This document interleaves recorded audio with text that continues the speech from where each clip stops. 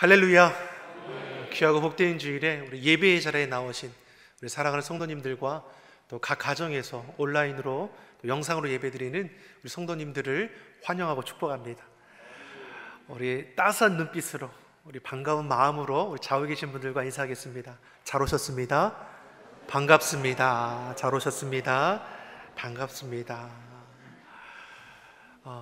오늘 일부 예배 드릴 때만 해도 참 춥더라고요. 여름이 금방 지나가고 이제 가을이 온 것 같은데, 이제 며칠 지나면 또 이제 겨울이 될 것 같아요. 참 금방금방 지나가는 것 같아요. 코로나19의 위협도 속히 지나게 될 줄 믿습니다. 눈에 보이는 곳에 우리가 마음을 두지 않고 우리가 말씀 붙들고 소망 가운데 우리 하루하루를 견디어내기를 바랍니다. 오늘은 10월 셋째 주일입니다. 그리고 교회력으로 보면 천지 만물을 창조하신 우리 하나님의 영광을 기념하는 창조절 7째 주일이기도 합니다.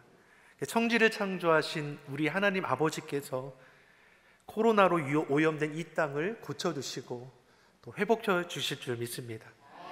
우리를 지키시고 도우신 하나님과 동행하며 시대의 어려움을 넉넉히 이기는 우리 모두가 되기를 바랍니다. 또 우리가 이를 위해서 기도하지 않습니까? 10월은 우리 치유와 회복을 위해 기도하고 있습니다. 나라와 민족, 우리 교회와 예배, 또 우리 가정과 자녀, 또 경제 회복을 위해서도 계속해서 기도해 주시기 바랍니다.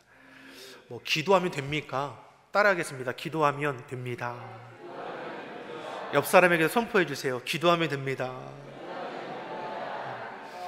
우리의 말에 능력이 있는 것이 아니라 우리의 기도를 통해 하나님의 역사하는 것이 능력이 있는 거죠. 초대교회를 보면서 우리가 이런 도전을 받아야 합니다. 초대교회 시작이 어떠합니까? 예수님께서 승천하시기에 앞서서 제자들에게 말씀하죠. 너희는 예루살렘을 떠나지 말고 아버지께서 약속하신 것을 기다려라 했습니다. 아버지께서 약속하신 것이 무엇입니까? 성령이죠. 예수님께서 승천하신 이후에 제자들이 우왕좌왕하지 않고 예수님께서 주신 말씀을 붙들고 마가의 다락방에 120여 명의 믿음 있는 사람들이 모였습니다. 그리고 그 말씀 따라 기도하기에 힘쓰다가 불같은 성령, 바람 같은 성령의 놀라운 역사를 경험하게 됩니다. 그리고 나서 모이게 더욱더 힘쓰고 사도의 가르침을 받고 서로 교제하며 떡을 떼며 기쁨으로 하나님을 예배하고 찬미합니다. 그게 바로 교회의 시작입니다. 오순절 성령 강림은 사람의 생각으로 이루어진 것이 아닙니다. 하나님께서 계획하신 것이고 말씀을 믿고 순종하는 자들을 통해서 실제가 된 사건입니다. 지금도 성령님은 우리 안에 임재하십니다. 구하는 자에게, 찾는 자에게 역사해 주십니다. 성령의 임재를 사모하며 말씀에 순종하여 오로지 기도에 힘쓰는 자에게 초대교회에 임했던 성령의 놀라운 역사가 지금 우리 삶의 자리에도 동일하게 임하게 될 걸 믿습니다. 초대교회가 힘이 있었던 건 무엇입니까? 말씀이 중심이 되었습니다. 사도의 가르침을 받아. 말씀이 신앙의 뼈대입니다. 말씀이 씨앗입니다. 하나님의 말씀에 뿌리 내린 신앙은 결코 흔들리지 않습니다. 하나님 말씀에 뿌리 내린 교회는 세상 풍파에 휘청거리지 않습니다. 하나님 말씀에 뿌리 내린 우리 가정, 우리 삶은 견고할 수밖에 없는 것입니다. 그리고 어려운 중에도 말씀의 씨앗이 되어 반드시 결실함을 이루게 된다라고 말씀합니다. 초대교회의 힘이 여기에 있습니다. 마음을 같이 합니다. 서로 기도하기 힘씁니다. 서로를 바라볼 때 편견을 가지고 서로를 정죄하거나 서로를 구분하여 나누어지지 않습니다. 서로의 다름을 인정해주고 그리스도의 사랑으로 서로를 돌보아 주는 겁니다.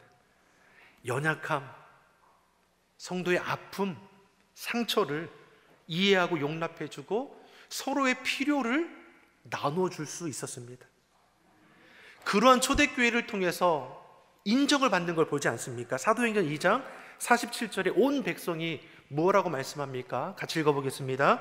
하나님을 찬미하며 또 온 백성에게 칭송을 받으니 주께서 구원받는 사람을 날마다 더하게 하시니라. 아멘. 온 백성이 초대교회를 향하여 칭찬합니다.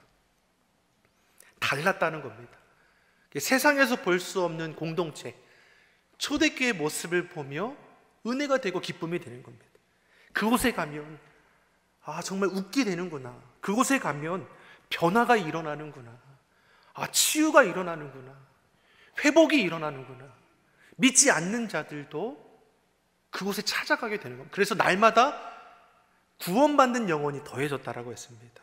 세상에서 경험할 수 없는 은혜, 세상에 경험할 수 없는 사랑의 공동체가 바로 교회입니다.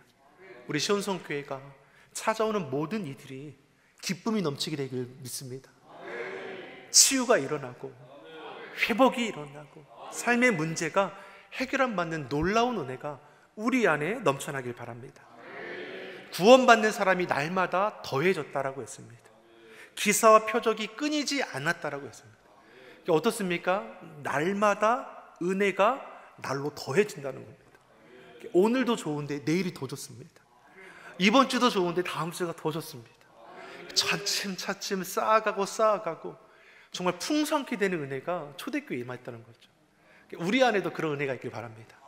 오늘도 좋은데 내일이 더 좋습니다. 우리 가정에 기쁨이 넘치는데 다음 날에 더 기쁨이 넘칩니다. 그런 은혜가 우리 안에 충만하길 믿습니다. 그리고 오늘 본문의 말씀을 통해서도 우리에게 뭘 조전을 줍니까? 하나님 놀라운 기사와 표적이 일어났다고 했는데 초대교회의 첫 번째 기적이라고 볼 수 있는 날 때부터 걷지 못하는 자가 치료받는 내용의 말씀입니다. 1절의 말씀을 우리 한번 같이 보겠습니다. 1절 우리 같이 읽어보겠습니다. 제9시 기도 시간에 베드로와 요한이 성전에 올라갈 때. 아멘. 아멘. 유대인들에게는 그 하루 3번 정해진 기도 시간이 있습니다. 이 시간이 되면 유대인들은 다 기도하는 겁니다. 성전이 가까우면 성전에 올라가서 기도하는 것이고, 성전에 좀 멀리 떨어져 있으면 그 시간에 성전을 향하여 기도하는 겁니다. 오전 9시, 정오 12시, 오후 3시. 오늘 본문의 제9시는 우리 시간으로 오후 3시입니다. 이들에게는 기도 시간은 특별한 것이 아니라 일상적이었습니다. 여러분, 기도 생활은 특별한 것이 아닙니다. 주의 말씀을 매일매일 묵상하는 것은 늘 우리가 일상적으로 행해야 하는 겁니다. 하나님 앞에 예배하는 것, 특별한 일이 아니라 늘 하나님 앞에 드려지는 예배가 일상이 되어야 합니다. 매일매일 예배가 되는 것이고, 매일매일 주의 말씀을 붙드는 것이고, 매일매일 깨어 기도하는 것입니다. 이것이 쌓여서 능력이 되고 하나님의 역사가 일어나는 것입니다. 기도하지 않던 사람이 한 번 기도했다가 능력이 나타납니까? 결코 그렇지 않습니다. 우리 하나님께서 우리 중심을 아십니다. 숨길 수도 없고 감출 수도 없는 우리 중심을 아신 하나님께 우리는 온전히 드릴 수 있는 모습이 되어야 합니다. 이제 운동선수를 보더라도 우리는 이해할 수 있습니다. 가장 운동선수들이 기본이 되는 걸 보니까 아침에 일어나서 뛰더라고요. 구보하잖아요. 근데 아마추어와 프로를 보면 이 차이를 알 수 있습니다. 아마추어는 어떻습니까? 아침에 일어나서 나가보니 비가 오면 뛰러 가겠습니까? 그냥 참겠습니까? 안 하는 거죠. 추워도 뛰겠습니까? 추우니까 춥다는 이유로 안 뛰죠. 햇볕이 강하면 햇볕이 너무 뜨거운데 안 뛰죠. 더울 때는 어떻습니까? 뭐 시원할 때 뛰지. 하지만 프로는 어떻게 합니까? 비가 와도 눈이 와도 햇볕이 내리쳐도 어느 경우에도 쉬지 않습니다. 여기에서 현격한 차이가 드러나게 되어 있습니다. 지속적으로 규칙적으로 쌓아가는 사람은 감당할 수 없게 되는 것입니다. 신앙생활도 마찬가지 아닙니까? 여러분, 매일매일 주의 말씀 묵상하는 거 귀한 일입니다. 매일매일 하루 1장, 2장, 3장 필사하신 분들 계시죠? 매일매일 필사하는 게, 어떤 분들은 내가 습관적으로 하는 것 같아요. 결코 그렇지 않습니다. 그 말씀이 우리 안에 쌓이는 겁니다. 그리고 말씀을 붙들고 매일매일 기도하면 무엇입니까? 이것이 누구도 당해낼 수 없는 믿는 자들의 능력이 되는 것입니다. 아멘? 여러분, 매일매일 쌓아나시기 바랍니다. 예수님께서도 성경을 보니까 습관을 따라 감람산에 올라가 기도하셨다고 했습니다. 예수님도 습관을 따라 기도하러 가셨습니다. 붙잡히기 전날에도 어떻습니까? 산에 올라가서 기도하셨습니다. 기도로 십자가의 고난을 감당할 수 있었습니다. 우리가 잘 알고 있는 다니엘은 어떻습니까? 포로로 잡혀가지 않았습니까? 포로로 잡혀갔음에도 하나님의 은혜 가운데 뜻을 정하여 놀랍게 쓰임받습니다. 왕 다음 가는 권세가가 되었습니다. 그러니 눈에 가시 가지 않겠습니까? 그래서 이 다니엘을 끌어내리고자 어떠한 금령을 내리게 합니까? 왕 외에 다른 신이나 사람에게 기도하는 자가 있으면 사자굴에 던지라는 금령을 제정하는 겁니다. 왜요? 다니엘을 끌어내리기 위해서. 다니엘이 이런 금령이 내려진 줄 알면도 불구하고 어떻게 합니까? 하루 3번 기도하는 것을 멈추지 않았습니다. 그 기간에 잠깐만 멈추면 되지 않겠습니까? 그럼에도 하루 3번 정해진 그 시간에 예루살렘을 향한 그 창을 열고 늘 무릎 꿇어 기도했다라는 것입니다. 기도가 능력이 됨을 우리에게 보여줍니다. 사자의 굴에 들어가서 잡아먹혔습니까? 그 입을 우리 하나님께서 막아주시지 않으셨습니까? 다니엘을 통해서 하나님의 살아계시는 역사가 증거되게 되었습니다. 믿는 자들, 기도자, 예배자를 하나님께서 이토록 붙들어 주심을 믿습니다. 본문의 베드로와 요한도 기도 시간에 올라갔습니다. 늘 일상적으로 올라가는 그 시간입니다. 특별할 것 없는 그때입니다. 그런데 그날은 성령님께서 놀랍게 준비하고 계신 게 있었습니다. 우리 본문 2절의 말씀을 같이 읽어보겠습니다. 2절 우리 같이 읽어보겠습니다. 나면서 안진뱅이 된 자를 사람들이 메고 오니 이는 성전에 들어가는 사람들에게 구걸하기 위하여 날마다 미문이라는 성전문에 두는 자라. 아멘. 하나님께서 베드로와 요한이 기도하러 올라갈 때 누구를 보게 하십니까? 날 때부터 걷지 못하던 한 구걸하는 자를 보게 하십니다. 이 사람이 무슨 이유에 있는지는 모르죠. 연약하게 태어났습니다. 그는 누가 보기에도 연약한 자입니다. 혼자 걸을 수가 없기 때문에 이곳까지 사람들이 메어다가 놓아두면 성전에서 기도하러 오는 자들에게 구걸하여 하루하루 연명해서 살아가는 겁니다. 자신의 연약한 모습을 먹고 살아야 하는 수단으로 삼을 수밖에 없었다는 겁니다. 이렇게 나면서 걷지 못하는 자에게 어떤 소망이 있을까? 무엇인가를 기대할 만한 것이 있을까? 내일이 없는 사람, 미래가 없는 사람, 꿈이 없는 사람이 할 수 있는 것이 무엇이겠습니까?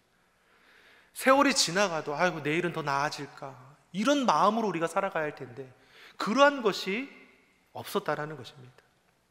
현재의 고난을 앞으로 다가갈 소망을 바라보면 우리는 이겨낼 수 있습니다. 코로나19가 우리 삶을 뒤흔들어 놓았습니다. 우리 삶이 힘들어졌습니다. 그럼에도 우리가 소망 가운데 나아갈 수 있는 것은 무엇입니까? 하나님께서 우리를 지켜주시고 도와주신다라는 분명한 믿음의 확신이 있기 때문입니다. 아멘입니까? 그러기에 지금의 어려움을 우리는 이겨낼 수 있습니다. 버티는 겁니다. 견디는 겁니다. 매일매일 예배하러 나아가는 것이고 말씀과 기도로 쌓아가는 것입니다. 그러면 베드로와 요한이 그 일상 속에서 베푸시는 하나님의 은혜를 경험하게 되는 것입니다. 그는 이전이나 앞으로나 다를 게 없는 그런 삶의 모습입니다. 그런데 하나님께서 이 날에 놀라운 일을 준비하십니다. 3절의 말씀을 같이 보겠습니다. 3절 우리 같이 읽어보겠습니다. 그가 베드로와 요한이 성전에 들어가려 함을 보고 구걸하거늘. 아멘. 남에서 걷지 못하는 자가 그 자리에서 이미 어떻습니까? 최적화된 몸짓이 있고 또한 어떻습니까? 그 눈빛이 있었을 겁니다. 그리고 알아보지 않겠습니까? 저 사람은 동전을 던져줄 자, 아유 저 사람은 그냥 지나갈 자. 얼마나 많은 그 이제 거기에서 눈빛만 봐도 지나가는 사람들만 봐도 알 수 있지 않겠습니까? 4절의 말씀을 보니까 어떻습니까? 베드로와 요한이 그를 주목하여 바라본다고 했습니다. 언제나 그 자리에 있던 구걸하던 이가 눈여겨보는 사람이 없죠. 누가 이 사람을 눈여겨보겠습니까? 늘 일상 속에서 그 자리에 구걸하던 자인이 그냥 지나가든지 있는 동전 하나 던져주고 지나가든지 이렇게밖에 구별될 수 없었을 것입니다. 근데 이날에 베드로와 요한이 주목하여 바라봅니다. 그리고 이 날 때부터 걷지 못하는 자도 무엇을 얻을까 바라보았다고 했습니다. 서로의 눈이 마주치는 거죠. 구걸하는 자는 무엇을 얻을까 바라보는 것이고 베드로는 무엇입니까? 성령님께 이끌려서 바라보게 됩니다. 나중을 소망할 수 없고 나중을 기대할 수 없는 것인 이 연약한 자에게 베드로가 어떤 말씀으로 나아갑니까? 6절의 말씀을 같이 보겠습니다. 6절의 말씀 우리 같이 읽겠습니다. 베드로가 가로되 은과 금은 내게 없거니와 내게 있는 것으로 내게 주노니 곧 나사렛 예수 그리스도의 이름으로 걸으라 하고. 아멘. 자, 이 걷지 못하는 자가 베드로를 바라보면서 어떤 마음이었겠습니까? 무엇을 얻을까 바라보지 않겠습니까? 이 사람은 조금 더 다른가 보다. 다른 사람은 동전 한 입 주는데 이 사람은 은화라도 줄까? 라고 바라보지 않겠습니까? 근데 베드로의 입술에서 어떤 말씀이 터져 나옵니까? 놀라운 말씀이 나옵니다. 남에서 걷지 못하는 자가 생각하지도 못한, 상상하지도 못한 놀라운 말이 그 입술을 통해 나옵니다. 그것은 100% 불가능한 일이었습니다. 근데 베드로의 입을 통해 불가능하고 상상조차 하지 않은 놀라운 능력의 말씀이 선포됩니다. 내가 바라는 은과 금은 내게 없지만 내게 있는 것으로 내게 주노니 곧 나사렛 예수 그리스도의 이름으로 일어나라. 무엇을 주는 겁니까? 예수 그리스도의 이름의 권세, 예수의 능력으로 저를 선포하는 것입니다. 사람의 생각으로 이런 선포를 할 수 있겠습니까? 그렇지 않습니다. 다시 말하면 지금 베드로는 사로잡혀 있습니다. 성령에 사로잡혀 성령이 말하게 하심을 따라 놀랍게 선포하는 것입니다. 자신이 하고자 해서 기적을 나타내고서 자신이 하는 것이 아닙니다. 기도하러 가던 중에 보게 하셨고 그 순간에 성령님께서 그 생각과 그 입술을 주장해 주셨습니다. 그리고 예수님의 이름으로 선포하도록 하셨습니다. 여러분, 능력은 어디에 있습니까? 예수님께 있습니다. 믿는 그 사람에게, 베드로에게 능력이 있는 것이 아니라 베드로를 통해서 예수 그리스도의 이름이 선포되었을 때에 치유가 일어나고 회복이 일어나게 되는 것입니다. 우리 안에 치유와 회복, 예수 그리스도의 이름으로 명할 때에 동일한 은혜가 임하게 되기를 예수님의 이름으로 축원합니다. 예수님이 누구십니까? 빌립보서 2장 6절은 우리에게 분명히 말씀합니다. 우리 같이 읽어보겠습니다. 그는 근본 하나님의 본체시나 하나님과 동등됨을 취할 것으로 여기지 아니하시고. 아멘. 아멘. 예수님 누구십니까? 하나님이 되시죠. 우리의 죄를 위해 이 땅 가운데 육신을 입고 오셨습니다. 우리의 죄를 대신하여 십자가에 대속제물 되어 주셨습니다. 죽음으로 끝났습니까? 죄와 사망을 이기시고 다시 사셨습니다. 그분이 승천하실 때 따르던 믿음의 무리들에게 하나님의 약속하신 것을 기다리라고 했습니다. 그 약속을 믿고 기도하던 중에 오순절 날에 성령의 놀라운 강림의 역사를 경험하게 됩니다. 그 이후에 서로 마음을 같이하여 힘써 기도하게 되고 서로 떡을 떼며 하나님의 일들을 이루어가는 초대교회를 시작하게 되는 것입니다. 그리고 그 교회에 어떻습니까? 놀라운 기적과 표적이 일어났다고 했습니다. 그리고 그 놀라운 표적과 기적이 그 시작이 무엇입니까? 나면서 걷지 못하는 자가 걷게 되는 역사입니다. 7절 8절 우리 오늘 본문 같이 보겠습니다. 오른손을 잡아 일으키니 발과 발목이 곧 힘을 얻고 뛰어서서 걸으며 그들과 함께 성전으로 들어가면서 걷기도 하고 뛰기도 하며 하나님을 찬미하니. 아멘. 예수 그리스도의 이름을 선포합니다. 그리고 나서 어떻습니까? 그 오른손을 잡아 일으켰다라고 했습니다. 누가 이끄십니까? 베드로 개인의 생각으로 하는 것입니까? 성령님께 붙들리죠. 그 입술을 주장하여서 예수 그리스도의 이름으로 선포하게 하시고 그 손을 일으키는 것까지도 성령님께서 그를 주관하는 겁니다. 보게 하시고 말하게 하시고 행동하게 하셨습니다. 그리고 놀라운 역사가 펼쳐지는 것입니다. 사랑하는 성도 여러분, 우리가 성령에 붙들리길 간절히 바랍니다. 만약에 베드로가 성령의 감동하심에도 참아라 성령님께서 말하게 하심도 안 된다 이랬으면 이런 역사가 일어나겠습니까? 결코 그렇지 않죠. 이게 무엇입니까? 순종, 행함이 따라와야 하는 것입니다. 우리도 신앙생활할 때 우리 안에 감동이 임할 때 있지 않습니까? 말씀을 읽을 때 우리 안에 마음이 임하는 게 있습니다. 은혜가 되고 하나님께서 행하게 하시는, 하나님께서 나를 통해 하고자 하시는 것이 우리 안에 울림으로 올 때가 있습니다. 그때 우리가 어떻게 합니까? 아버지, 다음에 할게요. 그러면 어떻습니까? 역사가 끊어지는 것입니다. 사랑하는 성도 여러분, 베드로가 쓰임받을 수 있었던 것은 성령의 이끌림에 자신을 맡겼기 때문입니다. 그 입술을 통해 선포했습니다. 일으켰습니다. 놀라운 치유의 역사가 일어나는 것입니다. 우리 사도 야고보서를 보면 이런 말씀 나오지 않습니까? 믿음은 있는데 행함이 없으면 그 믿음은 죽은 것이니라. 믿음은 순종이라는 행함이 따라와야 합니다. 베드로가 믿음에 대한 확신으로 잡아 일으키니까 어떻습니까? 그 걷지 못하던 자의 발과 발목에 힘을 얻어서 번쩍하고 일어나게 되는 겁니다. 여러분, 우리가 자꾸만 이 기적이라고 했을 때 불가능한 일이 일어난 일들만 기적이라고 보지 않길 바랍니다. 우리 삶에 얼마나 많은 순간순간에 기적의 역사가 일어난지 모르겠습니다. 하루에 시작할 수 있는 것 기적 아닙니까? 하룻밤에 무슨 일이 일어날지 우리가 어떻게 합니까? 아침에 딱 눈을 떴습니다. 기적과 같은 하루가 시작되는 겁니다. 나에게 힘을 주시고 할 수 있는 일을 주시고 우리 가정을 지키게 하시고 기업과 같은 우리 자녀를 주시고 매 순간순간 모든 것이 하나님의 은혜이고 기적이라는 것을 우리가 잊지 않기를 간절히 소망합니다. 오늘 말씀을 통해서 우리가 이런 큰 도전을 받기 바랍니다. 뛰어서서 이제 걸었죠.